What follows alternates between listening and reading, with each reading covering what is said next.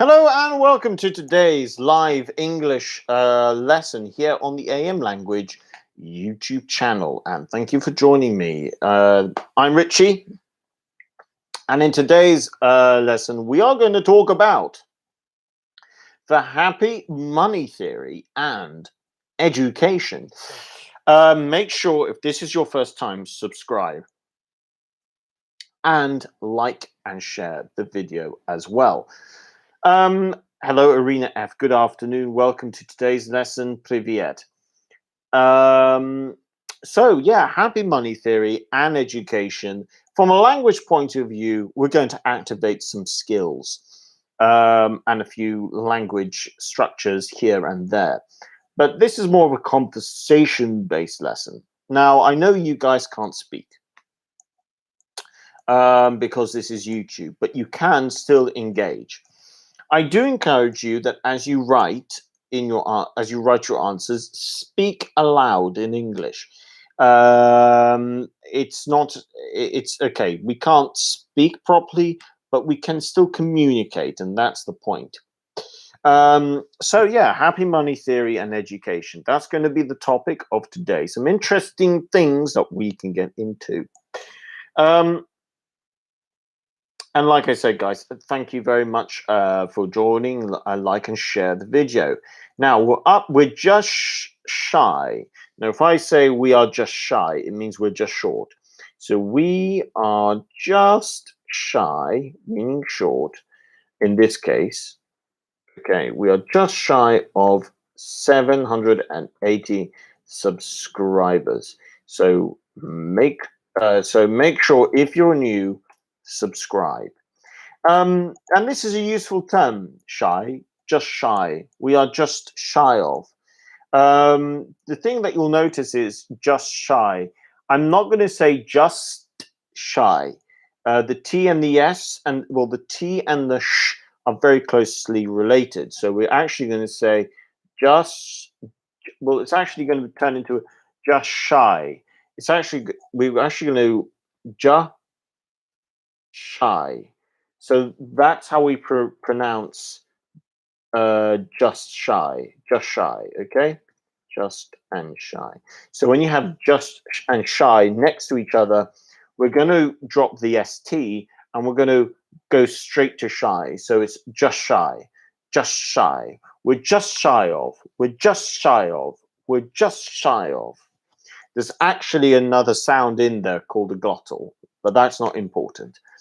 Leondina, hello, good afternoon. Welcome to today's lesson. Thank you for joining. Buono pomeriggio. So yeah, we are just shy of 200. We are just shy of 780 subscribers. So if you're new, make sure you subscribe. And yeah, just shy. If you have just and shy, that means short. You can say that in many different ways as well. We are just shy. For instance, you can say we are just shy of our monthly target, for example. So it means you're close, but you're short in that sense. So yeah, we're going to talk about the happy money theory and education. Let me know in the live chat if you have heard of the happy money theory. I heard about the happy money theory maybe 2.5 years ago, I think. And I've applied a lot of the elements of the happy money theory. And I have to say, I like it. I like the theory. I think it's quite realistic. I think it's doable in many ways. And I think it has a lot of positive elements to it.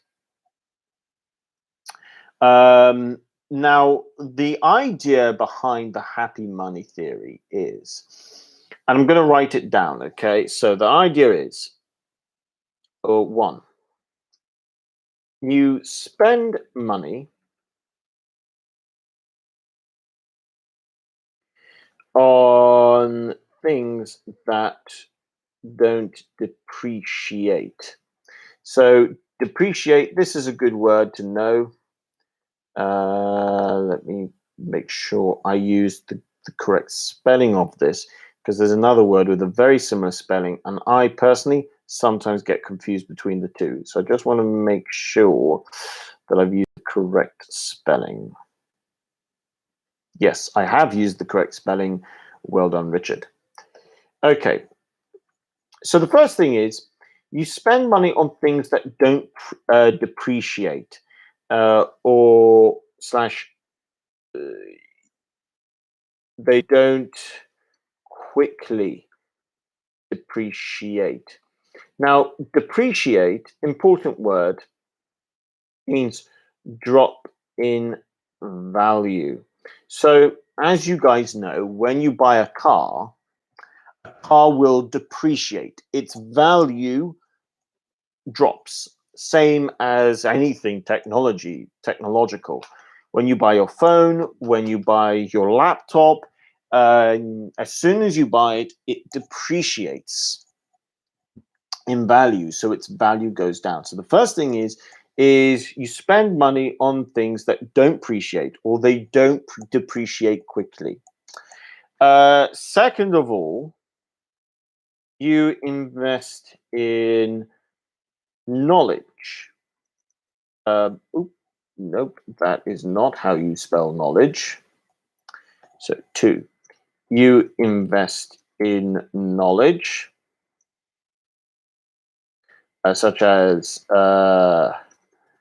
education, developing new skills. 3, you spend, well, you invest. Let's use the word invest. You invest in memories.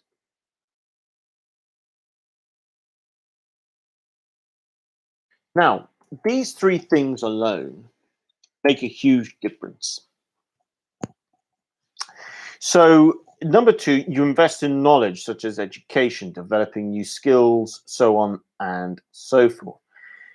This is because when you learn a new skill, or when you learn something new in terms of you might go back to university, you walk away with something that doesn't depreciate. You have something of value that might not, that, okay, yes, you spent money on doing a course, but because you now have that new skill or you have that new knowledge, that's not going to be taken away from you. That is not going to depreciate in value. That's going to be useful to you. It might actually help you earn more money, get a better job, whatever it might be. So then you've got 3, which is invest in memories. So this is where, okay, let's say you've got 50 euros and you have a choice. Do you spend 50 euros on, let's say on a pair of jeans, okay, that you may or may not use, or you may or may not wear very often? Or do you decide to take that 50 euros and say, I am going to spend 50 euros this evening with my friends, and we're going to buy some drinks, we're going to have some nice food, and we're going to have a good time. I mean, 50 euros can get you quite a lot in terms of food and drink. You can have a very good evening for 50 euros, especially in Malta. Francesca says, hi guys, sorry I'm late. Not to worry, Francesca. Thank you for joining. Now, why is this? Well, the thing is that when you buy something, let's say you buy a car, you automatically think of how much money you might be losing. But when you spend money on memories, when you invest in knowledge, you're not thinking about losing money in terms of depreciation value. You are thinking about, and this is the important thing, 2 and 3 equals experience.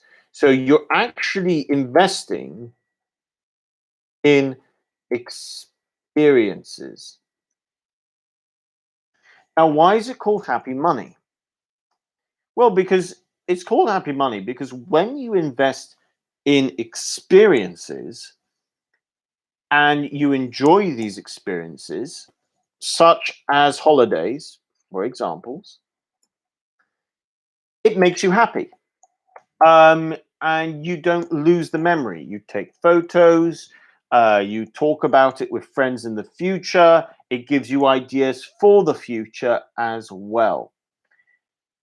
It really is, um, it's not a materialistic way of spending money. So that's the happy money theory.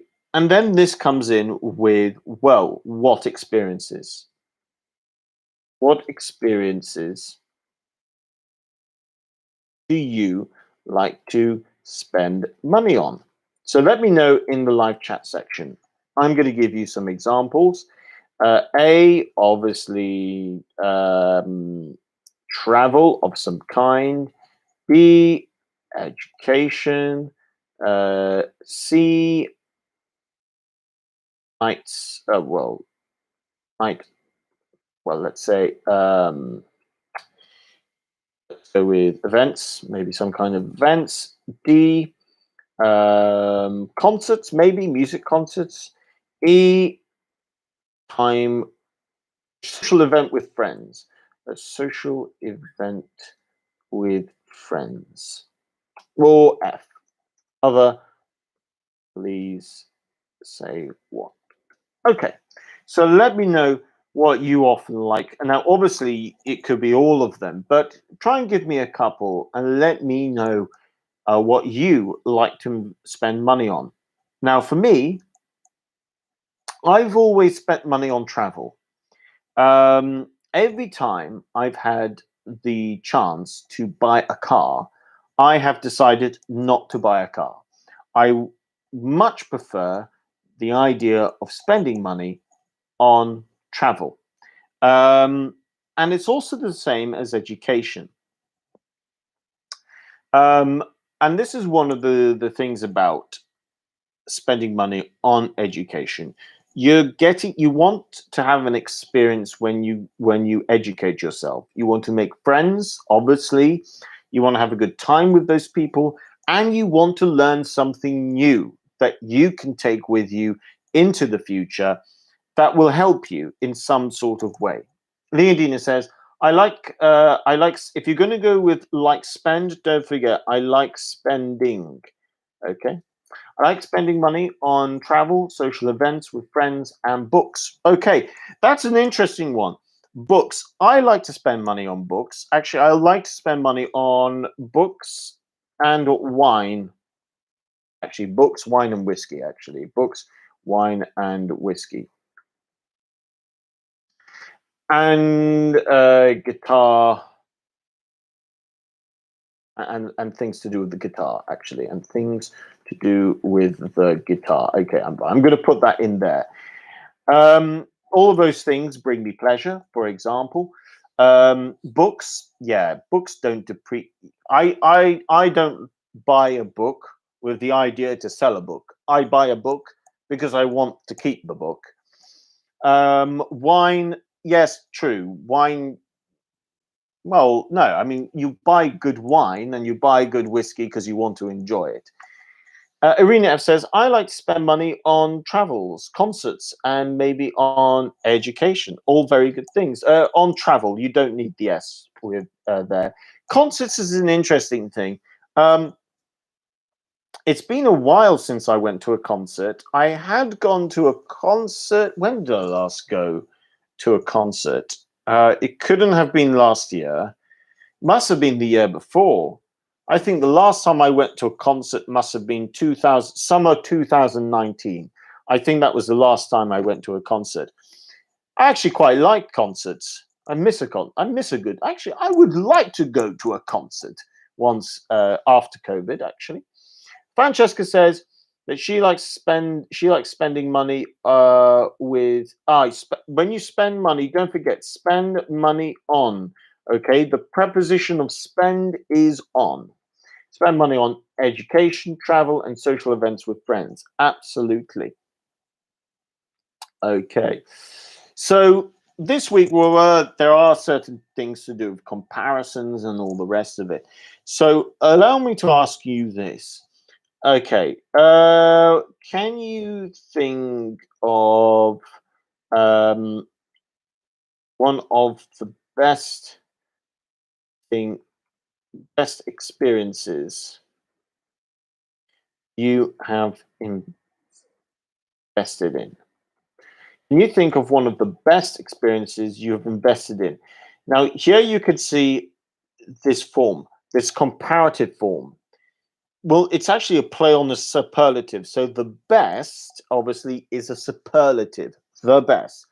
But if I suddenly say one of the best, I don't mean the absolute best, but one of maybe five fantastic memories. So it's actually although it's a superlative form, it we can use it in the sort of conversation whereby we are comparing experiences. Can you think of one of the best experiences you have invested in? I'm going to give you two examples, okay? I'm going to give you one education and one travel. Actually, I'm going to do both. Two in one. So in 2010, I spent money on around traveling around Italy, where I ended up living in Firenze, Firenze, and learning Italian. So for me, that was a combination of two things I love: travel and education. And that was a fantastic experience. That was very much happy money theory. I didn't buy a lot of things. I just spent money on memories, events, um, things. I have such happy memories of Florence. Francesca says it was my education. That's fantastic to hear, Francesca. Was it university education? Was it learning a language, for instance, like learning English at AM language? I would like to say that when you spend money on learning a language and traveling to that country, like traveling to Malta, to AM language, to learn English, that is happy money. That's part of happy money theory. You are investing in an experience that you want to keep with you, and you want it to be a good experience. You want it to be a happy experience. And sometimes, and this is important, sometimes you might experience things that don't go your way. You end up with some sad memories. But it doesn't mean it was a waste of time. It might have been an important learning experience for you. It might have been a really important a life experience for you. Not some of the best things that can happen to you in life sometimes are one of some of the worst moments in your life. And I'm going to give you an example in my life. Leondina said, undoubtedly, one of the best experiences has been the travel to Australia. Has been, I would say, one of the best, undoubtedly one of the best experiences in your life has been, I'm going to, now this is at a higher level, but I know your English is good, is quite good, Leondina. So there, I would say it has been traveling to Australia. Cut out, take away put the gerund, but that's for you because I know your English is very good, so you can do that. Francesca says university, and I know that's going to be, and learning languages such as English and Italian and other courses. Thank you very much, Francesca. Let me know, by the way, remind me where you're from, Francesca, or remind me what your first language is. Edina F says one of her best experiences was climbing the Pulpit Mountain in Norway. That's a that's a great idea. That's a great experience. I really want to go to Norway. High on my list. I take it you did that in the summer, but I imagine it would have still been pretty cold. Now, for me, Francesca says, yes, Portuguese. Excellent. I'm learning Portuguese at the moment. What can I say so far? I can say tudo bem. I can say bon dia, and a few other things as well. Parabéns, I think. Parabéns, is it? Congratulations? Something like that. Anyway, one of the best I'm going to say this. One of the best experiences, as well as being one of the worst, was when I tried to become a ski instructor. Now, why do I say this? One of the best, yet also one of the worst experiences in my life at the same time, two extremes. So one of the best experiences, comma, as well as being one of the worst, comma, because it's an extra. So when we're adding a little extra, we put a comma on both sides, was when I tried to become a ski instructor. So this goes back to 2011, 2012, I think. I wanted to become a ski instructor, and I loved it. I loved skiing. I lived in Switzerland, and I was doing my ski instructing in Switzerland. And every single time I got close to doing the exam, I would have a fall. And when I fell, I would dislocate a shoulder, break a bone. I'd have to go to hospital. It was painful. And in the end, I pushed my body too far. And when it came to an exam that I could do, I just wasn't good enough in the end. So I went through all that pain. I went through a lot of pain. It was quite expensive, and I failed. So it was one of the best because I have such happy memories of it, but one of the worst because of the level of physical pain and mental disappointment. So it's one of the best and one of the worst at the same time. But from the disappointment, I did learn that I liked teaching. And that's how I ended. It was an important step to me becoming a teacher. So if you want to try and tell me one of the best and one of the worst experiences, this is how you can construct your sentences. So one of the best, and you say what it is. One of the best experiences, comma, okay, plus the negative being one.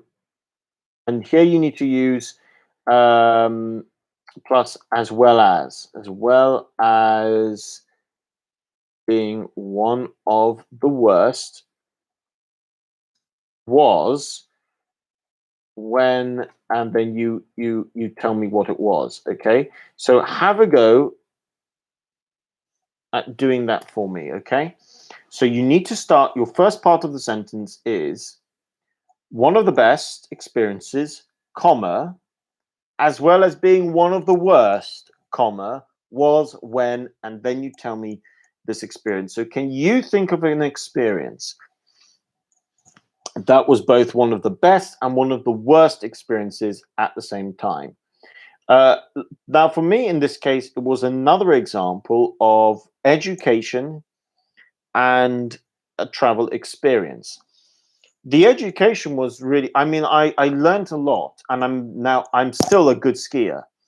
I'm not as good as I could have been if I had passed, but I'm still a good skier. And even though I don't get to go skiing every year anymore, I know that when I put skis on, I know how to ski very well. I know my technique is good. I don't need to be worried about as if it's a piste, for example. No problem. My favorite type of skiing is off-piste, but I know that my shoulders are very bad. So I avoid off-piste because I know that even a small fall and one of my shoulders might just pop out. It's not very nice. So yeah, let me know. Maybe you can tell me about one of your best and one of your worst experiences at the same time. Maybe it might involve education. It's amazing how often, I mean, a really important part of education isn't just about succeeding. It isn't just about, passing. It's sometimes failing. Because even though we don't get what we want at the time, it forces us to make a change. And when we think about what happened because of that change, we might end up thinking, you know what? That change actually turned out to be um, a blessing in life. It turned out to be a really good thing in life. I mean, the funny thing is that when I think of the chain of events in my life, I sometimes think that one of the most important moments was failing in becoming a ski instructor, falling down the mountain, dislocating my shoulders, breaking some bones. It it in a way I felt it helped me find what I wanted to do, at least in life, which was at least teach. And now I'm currently investing in my education, and we'll see what I end up teaching in the future as well. Might it's going hopefully it will be more in the end than just teaching English. There could be something else. And so these sort of things can be quite interesting. So let me know in the live chat, can you think of one of the best and one of the worst experiences at the same time? I do know that one of the things that can happen when people travel to Malta, for example, for many students, it can be the first time they've traveled outside their country. I know that there are plenty of people from South America, Korea, Japan, that might not have done a lot of traveling outside their country before. So when they do come to Malta and they come to AM, it's a unique experience. Uh, they get to see Europe, they experience a very different culture. They get to meet lots of people from different parts of the world. They make friends with people they would never have dreamt of ever meeting. And I would say that whether you walk away, no matter how you walk away, it's always going to be a memory that will stay with you. Um, and there's a lot to learn from that kind of memory. You might, okay, you might come and you might hope that you leave with an advanced level of speaking English. And you might walk away in the end, okay, your English is all of a sudden very good. You might walk away with an upper intermediate level of English. You might not have achieved your language goal, but that doesn't mean it was a waste of time. Um, you might have made lots of friends. You might have, new job opportunities might have come along. At the same time, it's very common to see some students who come, they want to leave with at an intermediate level, and they've left with an up intermediate or even advanced level. They've gone way beyond what they thought they were going to achieve. So there's lots of it's interesting to see how people react to their experience. Leondina says one of the best experiences, as well as being one of the worst, was when she went to university. Thank you very much. Nice sentence as well. Leondina, feel free to tell us a little bit more. I would say university is always going to be up there as one of the best and one of the worst. When I think about, I can't speak, this isn't the case for me, but I do know that for some of my close friends, their memories of university were very difficult times in their lives for various reasons. They enjoyed university, but there were a lot of emotions flying around, especially relationships. Actually, I do remember some people having a lot of emotional relationship difficulties at university, as well as difficulty with courses. I think the other thing as well with university, it does depend. Sometimes it depends what course you did. I know many people who, when they finished school at 18 and they went to university, they really didn't know what course they wanted to do at university.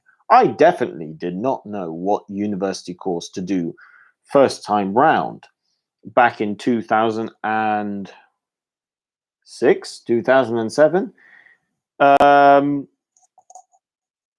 in the end, I just chose. What did I do? I did my degree was wine and business. That was my university degree. Really fun, good fun, great fun. Made some really good friends, um, and I'm very pleased because I still like wine. I still know a lot about wine, but the industry wasn't for me. But and I would say that it came with a lot of difficulties, some disappointments, but overall, an experience I wouldn't change for the world. Francesca says one of the best experiences, as well as being one of the worst, was when she left her hometown. Very good, Francesca. Again, nicely constructed sentence there. Good sentence. And yeah, I mean, feel free if you want to tell me a little bit more. If you want to tell us a bit more. Leondine says that she got the degree, but at the end she realized that she had chosen the wrong, instead of had chosen the wrong course. You know what though, Leondina? I think that has to be the case for most people. A lot of people, at least. For me, I remember thinking to myself after I had done my university degree, because in the end I qualified in wine business and then in business administration. And after I had done all that, I thought to myself, I've chosen the wrong degree. I started to think of all the other degrees I maybe I should have chosen. I thought about maybe, should I have done something with computer design? Should I have done something with design itself? Should I have gone into looking at designing? I've always liked design, for instance. So I thought, should I have looked at designing something like cars or boats, something like that? I thought all of these things. It only later in life, then I mean, I am myself. I've gone back to university, and I've now chosen. I've kind of thought to myself, what do I really like to think about? What do I enjoy thinking about? And because I mean, I have lots of interests, and I ended up choosing a subject that brings in just about every single topic that I enjoy thinking about, whether it's philosophy, theology, politics, social, you could say to a degree, psychologies, social science to a degree. It's amazing, actually, the humanities, the subjects, or what you call originally the liberal arts. Because I've ended up choosing theology. I wanted to learn more, specifically Christian theology, um, because it pulls in so many different topics. And it's funny how later in life you discover a little bit more of, well, what do I enjoy thinking about? For me, I love thinking about the really deep questions in life. For example, I find that enjoyable.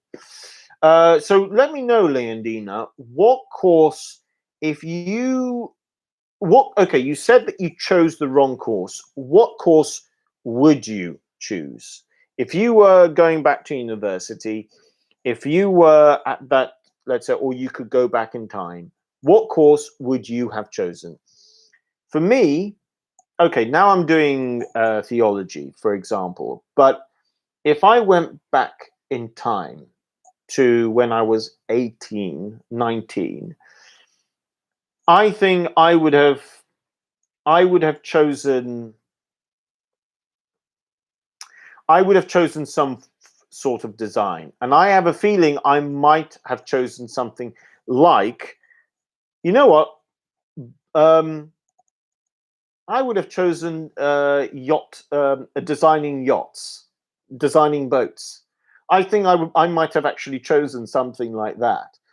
It's a really cool subject. I think looking at boats are really cool.